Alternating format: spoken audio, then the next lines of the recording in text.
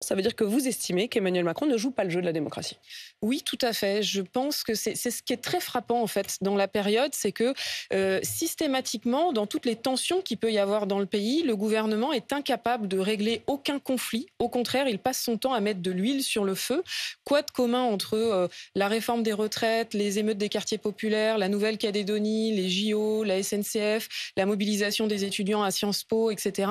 C'est que à chaque fois, le gouvernement, au lieu de régler le conflit, met de l'huile sur le feu. Et je pense que c'est la marque de fabrique d'Emmanuel Macron, malheureusement, c'est qu'il pense qu'il a la vérité sur tout seul, qu'il peut tout régler tout seul sans en parler à personne. Et on voit que ça met le pays en feu. Donc il faut changer de méthode et changer évidemment de cap politique. Si on reste sur la question de la SNCF, vous avez vu que le gouvernement se dit très mécontent des accords qui ont été obtenus. Là, on n'est pas sur seulement la question des primes pour cet été, mais aussi l'accord qui a été obtenu notamment par les contrôleurs qui vont pouvoir partir 18 mois plus tôt que l'âge légal de départ à la retraite en étant payés 75%. À votre place, hier, c'était le patron des Républicains, Éric Ciotti, qui dit carrément qu'il faut privatiser la SNCF. C'est une honte de dire ce genre de choses. Il suffit d'aller voir en Grande-Bretagne pour voir ce que ça donne de privatiser le réseau ferroviaire. Les trains, c'est une catastrophe en Grande-Bretagne avec des accidents mortels du fait de la privatisation.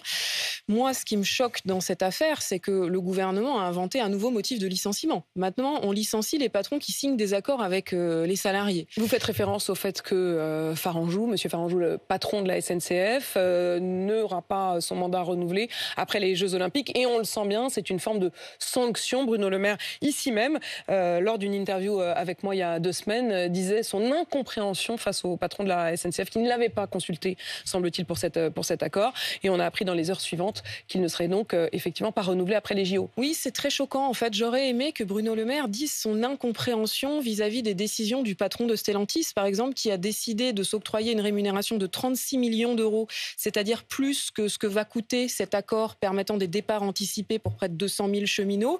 Eh ben, pour le même montant... Mais là, vous mélangez entreprise privée, entreprise publique. Oui, sauf que les actions de cette entreprise privée ont un impact sur tout le pays, puisque il s'octroie une rémunération de 36 millions d'euros, ce patron de Stellantis, et dans le même temps, il licencie et il ferme des usines en toute impunité, et le gouvernement ne lève pas le petit doigt. Donc c'est quand même grave que la seule chose que fait le gouvernement pour recadrer des patrons, c'est recadrer les patrons qui négocient. Nous, ce qu'on souhaite, c'est que vous êtes du côté du patron, là. C'est que le gouvernement recadre tous les patrons qui ne négocient pas et qui passent leur temps à faire exploser leur rémunération, celle des actionnaires.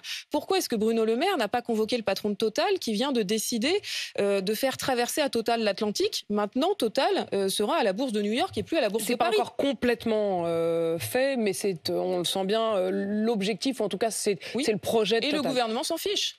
C'est grave. Vous ne pouvez pas dire qu'ils s'en fichent, c'est-à-dire qu'il n'a rien dit. Ils disent leur mécontentement. Bruno Le Maire dit que ça lui plairait pas du tout, et Emmanuel Macron lui-même, dans les colonnes de l'Express cette semaine, dit qu'il n'en est absolument pas satisfait et qu'il va tout faire pour que Total reste. Et qu'est-ce qu'il attend pour le convoquer? Je lui pose la question. Et le gouvernement a quand même quelques leviers d'action sur Total, puisque je rappelle que tous les bénéfices de Total sont liés à la diplomatie internationale de la France. C'est pas d'un claquement de doigts que Total récupère des marchés à l'international. C'est parce qu'il est dans le Falcon présidentiel, dans un certain nombre de déplacements diplomatique du gouvernement et du président de la République. Vous estimez carrément que là, il faudrait que Emmanuel Macron, le gouvernement, utilise tous les moyens de pression possibles pour empêcher Total de passer, disons, la cotation de Total de passer sous pavillon de New York? Oui, je pense que le gouvernement doit agir sur les multinationales françaises. C'est plus possible qu'on leur laisse la bride sur le cou. Le résultat, c'est quoi? C'est que nous avons dévoilé Vous avez apporté ici une carte. Hein. Voilà. La carte des suppressions d'emplois et menaces sur l'emploi depuis septembre 2023. Voilà. C'est plus de 130 sites en France qui sont actuellement avec des plans de licenciement ou des menaces sur l'emploi. Pourquoi? Parce qu'on laisse la bride sur le cou aux multinationales et qu'on leur laisse faire ce qu'elles veulent d'un point de vue économique. Aujourd'hui, ce sont plus de 60 000 emplois qui sont en train de disparaître en France, essentiellement dans l'industrie. Et que fait le gouvernement? Il veut imposer une réforme de l'assurance chômage d'une violence inédite. C'est scandaleux. 60 000 emplois menacés, dites-vous, avec effectivement cette carte à l'appui. C'est à mettre au regard des 90 000 emplois que le gouvernement estime pouvoir créer en mettant plus de pression sur les chômeurs. J'en viens bien sûr à cette réforme de l'assurance chômage. Vous irez donc, je le disais, à 19h tout à l'heure, Sophie Binet, au ministère du Travail pour être consultée. Est-ce une véritable consultation d'ailleurs? Bonne question. Malheureusement, le gouvernement a déjà ficelé sa réforme et il sait déjà ce qu'il veut faire. Il a déjà tout décidé tout seul. Et la ce preuve, qu'il il y a, voulait l'annoncer avant même de nous recevoir. Et ce qu'il y a d'ailleurs donc dans cette réforme, c'est l'idée notamment de devoir avoir travaillé 8 mois sur les 20 derniers mois pour pouvoir prétendre obtenir l'assurance chômage. Ça représenterait 3,6 milliards d'euros pour les caisses de l'État. Et la ministre du Travail dit que ça pourrait créer jusqu'à 90 000 emplois. C'est totalement fantaisiste. J'ai envie de lui demander quel est son mode de calcul, quelle est sa source. Aucun expert n'a jamais évalué les emplois créés par les précédentes réformes de l'assurance chômage, tout simplement parce qu'il n'y a jamais eu d'évaluation de ces réformes et parce qu'aucun expert n'a jamais fait le lien entre une réforme qui s'attaque aux droits des chômeurs et une réforme qui fait reculer le chômage. Il n'y a pas de lien. Cette réforme ne va pas créer d'emplois. Par contre, ce qui est sûr, c'est que cette carte de France sur les suppressions de postes, ça, c'est pas au doigt mouillé. C'est des remontées réelles de toutes les usines qui sont en train de fermer en France et que le gouvernement laisse fermer. C'est là-dessus qu'il faut agir au lieu de raconter que par magie, ils vont créer 90 000 emplois en prenant les droits des chômeurs. Il précise qu'il y aura en échange une sorte de bonus-malus pour les entreprises pour les inciter à proposer des contrats plus longs. Vous y croyez ? Écoutez, ce bonus-malus existe déjà, il est homéopathique et donc il ne fait peur à personne. La preuve, la précarité, elle ne cesse de progresser. Si le gouvernement veut vraiment lutter contre la précarité, il faut réformer le Code du travail pour rendre beaucoup plus coûteux le fait d'abuser des CDD et des contrats d'intérim, par exemple, chose que le gouvernement ne fait pas du tout. Il n'y a pas de modification, en revanche, de la durée d'indemnisation. Écoutez, on verra ce soir. On n'a pas encore tous les éléments de cette réforme. C'est d'ailleurs la raison pour laquelle je vais ce soir au rendez-vous. C'est pour avoir l'ensemble. Vous avez hésité ? Oui, évidemment, puisque on sait a priori que notre avis importe peu à la ministre et au gouvernement. Mais nous y allons ce soir pour avoir l'ensemble des informations parce qu'il y a un impact sur plus d'1 million de personnes. Donc c'est très important que le gouvernement dise la vérité et qu'enfin on puisse évaluer les conséquences de cette réforme violente de façon à permettre aux gens de se mobiliser pour empêcher cette réforme. Se mobiliser, on va y revenir. J'entends bien ce qu'il y a derrière, mais pour rester encore sur ce que vous allez pouvoir vous dire ce soir avec la ministre, semble-t-il, la manière ensuite dont sera appliquée cette décision, ça pourrait être par décret. Ça veut dire qu'il n'y aura pas de loi, donc pas de débat au Parlement. Est-ce que la méthode également vous choque ? Oui, tout à fait. C'est un scandale démocratique. La démocratie sociale est bafouée, la démocratie politique l'est aussi. C'est la raison pour laquelle nous nous félicitons qu'une proposition de loi soit déposée à l'Assemblée. Elle va être examinée le 13 juin prochain et elle doit permettre à tous les députés à s'exprimer sur cette réforme de l'assurance chômage et à rejeter le projet du gouvernement. Déposé par qui ? Déposé par le groupe Lyot. C'est un petit groupe. C'est le groupe, non, mais le groupe qui avait déjà failli faire basculer le gouvernement avec notamment Charles Courson. Hein. Tout à fait. Un groupe centriste, on va dire, à l'Assemblée nationale, ce qui doit permettre à l'ensemble de l'Assemblée de pouvoir voter cette proposition de loi et ainsi de mettre en échec la réforme du gouvernement. Donc on se donne rendez-vous le 13 juin prochain à l'Assemblée nationale et on interpelle tous les parlementaires pour voter cette proposition de loi et ainsi faire échec à cette réforme violente du gouvernement. Et décider de notre mobilisation, voilà le mot que vous avez eu à l'instant, Sophie Binet. Ça veut dire quoi ? Ça veut dire que vous avez l'idée de grève éventuelle, de réaction, de... Eh bien, écoutez, Quelle forme prendra cette mobilisation ? Ces grèves, elles existent déjà. J'étais à Cannes la semaine dernière avec les salariés du festival, beaucoup de précaires qui appellent à la grève pour dénoncer cette réforme de l'assurance chômage qui, si elle était adoptée, ferait que leur métier serait intenable, puisque des festivals, on voit bien que par nature, il n'y en a pas toute l'année. Et donc, si la réforme était adoptée, ils n'auraient plus de revenus pour vivre. Donc c'est ce type d'action c'est qu'il faut multiplier. précisément la question du avoir travaillé 8 mois sur les 20 derniers mois. Hein. Oui, tout à fait. C'est exactement cette question-là. Vendredi, la CGT organise des actions dans de très nombreuses agences de Pôle emploi pour dénoncer la réforme et mettre en visibilité la situation des privés d'emploi. Je rappelle qu'aujourd'hui, c'est plus de 50% des personnes qui touchent des allocations chômage qui sont en dessous du seuil de pauvreté. Donc on a des privés d'emploi qui sont dans une situation très dure. Et puis la deuxième chose sur laquelle je veux insister, c'est que cette question, c'est la nôtre à toutes et tous, puisque on sait que la moitié des salariés, à un moment dans leur parcours professionnel, peuvent être concernés par le chômage. Donc le chômage, c'est pas seulement la question des chômeurs aujourd'hui, c'est la question de tous les salariés. Et Emmanuel Macron, s'il fait cette réforme, c'est d'abord pour nous voler 4 milliards d'euros, ça on l'a compris, et puis ensuite c'est pour tirer les droits de tous les salariés vers le bas en nous forçant à accepter n'importe quelle condition de travail, de salaire, parce que nous retrouverons la peur du chômage et la peur du licenciement. Vous avez plusieurs fois, depuis le début de cette interview, évoqué l'idée que la démocratie était bafouée. Il y a des élections dans un peu plus de 2 semaines, les élections européennes. Est-ce que vous allez vous engager davantage? Est-ce que vous invitez ceux qui nous écoutent à voter pour telle ou telle liste?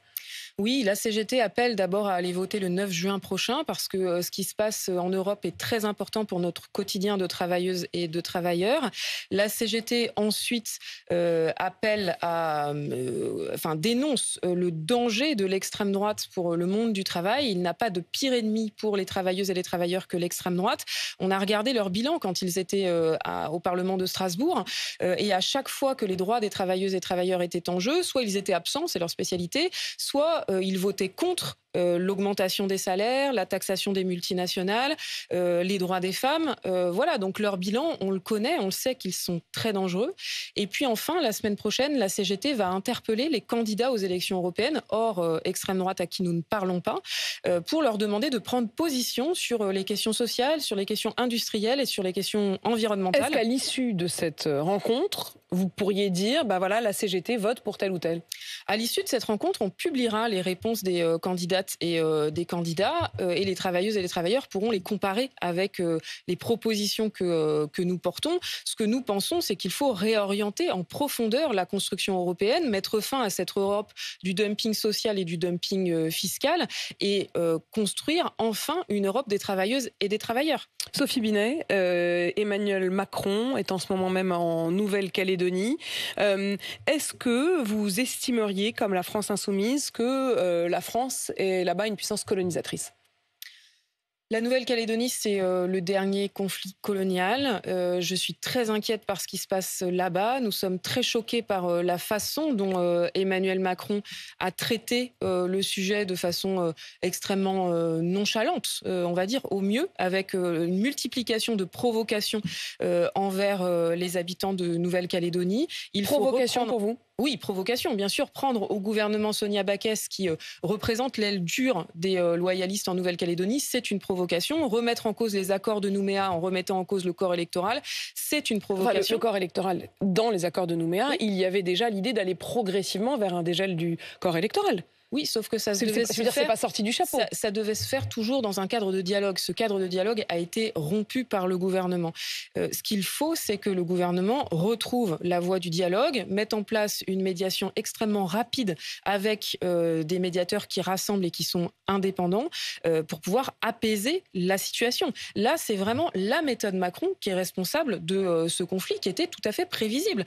La CGT, elle travaille en lien avec le syndicat Canac, l'USTKE, que j'ai rencontré il y a 8 mois. Il y a 8 mois déjà, ils m'ont dit, tu vas voir, ça va mal se passer, malheureusement. Et malheureusement, tous les observateurs avaient prédit. Vous estimez pour le coup qu'Emmanuel Macron va aujourd'hui tenter de solutionner une situation qu'il a lui-même créée? Exactement. Sophie Binet, la réforme de la fonction publique, les négociations, les discussions sont en cours. Il semble que ça ne se passe pas très bien. Le ministre de la fonction publique n'a pas l'air de trouver beaucoup d'oreilles attentives du côté des syndicats. Il avait immédiatement proposé, avant même le début de ces discussions, la fin du statut, donc du statut du travail à vie pour la fonction publique, pour les fonctionnaires. Est-ce que ça peut quand même aboutir ou est-ce qu'effectivement les discussions sont au point mort? Écoutez, nous sommes très inquiets sur la façon dont se déroulent ces discussions. D'abord, c'était quand même très étonnant que le ministre annonce dans la presse qu'il voulait permettre de licencier les fonctionnaires en dehors même des concertations, sans même nous le dire à nous. Ensuite, cette annonce, évidemment que c'est une provocation complète. Et c'est très dangereux dans un moment où l'extrême droite peut arriver au pouvoir. Pourquoi ? Parce que le statut de la fonction publique, c'est une protection pour notre état de droit et pour notre démocratie. Si, quand l'extrême droite arrive en direction de municipalités ou arrive, catastrophe, en direction de l'État, elle peut licencier tous les hauts fonctionnaires et remettre une administration à sa main, ça veut dire une rupture pour l'état de droit. C'est d'ailleurs ce que Donald Trump veut faire aux États-Unis, où il veut changer toute la haute fonction publique pour reprendre en main l'administration américaine. Là-bas, c'est légal. Là-bas, c'est légal. Là-bas, c'est effectivement... Et donc, c'est pour ça qu'il ne faut surtout pas que ça devienne légal en France pour garantir d'avoir des fonctionnaires au service de l'intérêt général. Sur la question de la rémunération, on a bien compris votre inquiétude sur le plan démocratique. Sur la question de la rémunération, l'idée d'avoir une rémunération davantage au mérite et moins sous une forme de grille avec les catégories A, B, C des fonctionnaires. Est-ce que ça, vous vous dites, au fond, c'est peut-être dans l'air du temps et c'est peut-être nécessaire ?